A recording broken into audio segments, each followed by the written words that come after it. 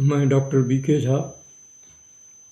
आप सुन रहे हैं डॉक्टर झा की बातें। आजकल एक विषय बड़ी गंभीरता से सोचा जा रहा है। कुछ दिन पहले कांग्रेस के बड़े नेता जैसे सोनिया जी थी, खड़गे जी थे, राहुल गांधी थे, उन सब ने निर्णय लिया था कि 22 तारीख को होने वाले अयोध्या मंदिर के स्थापना पर, उसके उद्घाटन में वे लोग भाग लेंगे। लेकिन 2 दिन पहले उन लोगों ने इस निर्णय को बदल दिया और यह कहा कि चूँकि राम मंदिर आधा अधूरा है और उसकी स्थापना सिर्फ राजनीतिक कारणों से की जा रही है, इसलिए हम उसमें हिस्सा नहीं लेंगे। मेरे विचार से कांग्रेस का यह निर्णय सही नहीं है।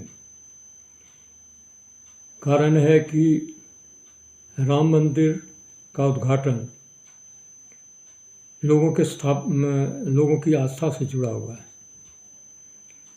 और उसका पॉलिटिकल यूज़ हो रहा है या नहीं हो रहा है, इससे अधिकांशतः जनता को कोई मतलब नहीं है। क्योंकि यह हम सबको ज्ञात है कि 80% जो पॉपुलेशन हमारा है वो फ्री राशन और कैश पेमेंट पर जो है उस पर थ्राइव कर रहा है और उस तबके के वो जो है बीजेपी का वोट बैंक है। उस तबके के लोगों को इस बात से कुछ विशेष इंटरेस्ट नहीं है कि आधे मंदिर का उद्घाटन हो रहा है या उसमें शंकराचार्य जी मना कर रहे हैं या कुछ संत लोग उसका विरोध कर रहे हैं, कोई और ग्रुप विरोध कर रहा है, छोटा ग्रुप या बड़ा ग्रुप, उससे कोई मतलब नहीं रखता है। पॉलिटिकल थिंकिंग हो सकती है, लेकिन इस बड़े ग्रुप को 80% का जो पॉपुलेशन है उसको पॉलिटिकल थिंकिंग से भी कोई ख़ास मतलब नहीं है, क्योंकि उनको जीवन यापन के लिए जो मदद मिल रही है उसका ज़्यादा महत्व है बनस्पत कि आप किस कारण से उसमें हिस्सा नहीं लिए या कौन सी विशेष बात थी जो आप सोचते हैं कि ऐसा होना चाहिए, या सारी समस्याओं के बारे में बात नहीं हो रही है।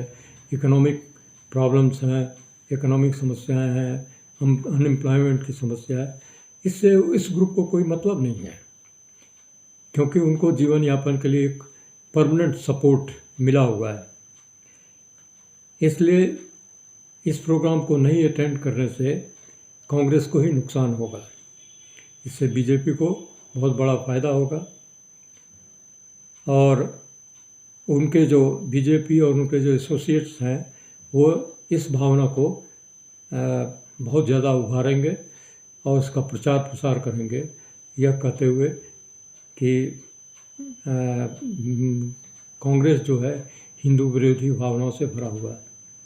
ये बात सही है कि गांधी जी सर्वधर्म समभाव पर विश्वास करते थे, लेकिन आज का जो वातावरण है उसमें सर्वधर्म समभाव कहीं खो गया है।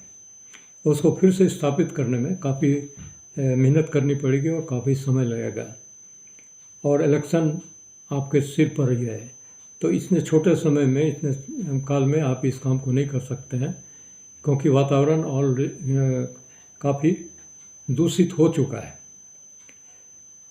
जहाँ तक इंडिया गठबंधन का सवाल है,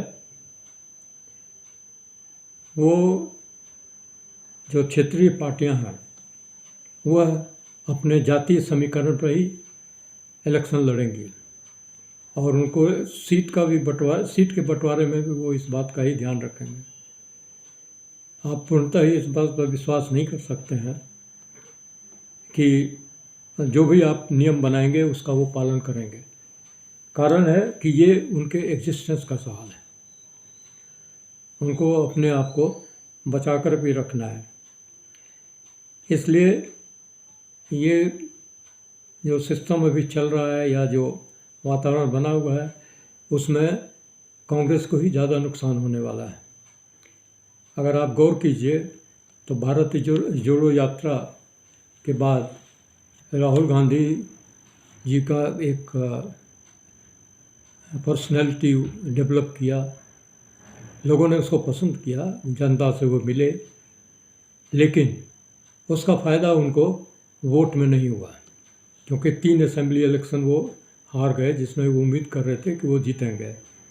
अब उसको एनालाइज करके ये कहें कि पार्टी अंदरूनी मामला था और ये सब था, तो बात की बातें हैं, लेकिन महत्वपूर्ण है कि यदि बीजेपी को शासन से हटाना है तो आपको बड़े मजबूती से इस इलेक्शन में घुसना पड़ेगा।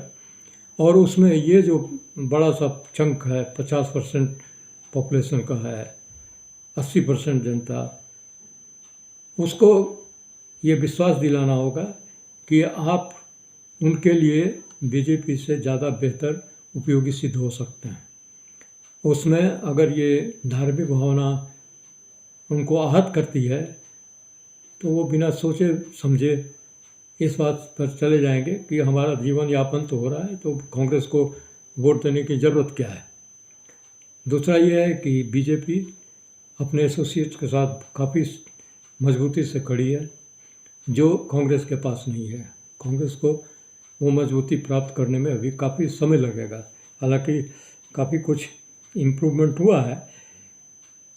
तो मेरे ख्याल से इस बैड फीलिंग को ख़त्म करने के लिए या इस दुर्भावना को के प्रचार को रोकने के लिए कांग्रेस के जो बड़े नेता हैं, सोनिया जी हैं, राहुल जी हैं, खड़गे जी हैं, इन सब को इसमें हिस्सा लेना चाहिए।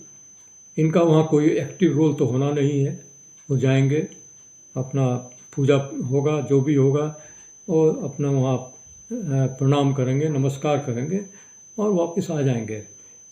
और ये तो उम्मीद वो भी नहीं करते हैं कि उनका दृश्य या उनका चेहरा जो है बहुत ज़्यादा पब्लिसिटी में आएगा। उनके अपने लोग होंगे जो वो फोटोग्राफ करके यूट्यूब में या दूसरे जहाँ पर वो अप्रोच कर सकते हैं वहाँ अपनी पब्लिसिटी कर सकते हैं। लेकिन ये ज़्यादा अच्छा होगा कि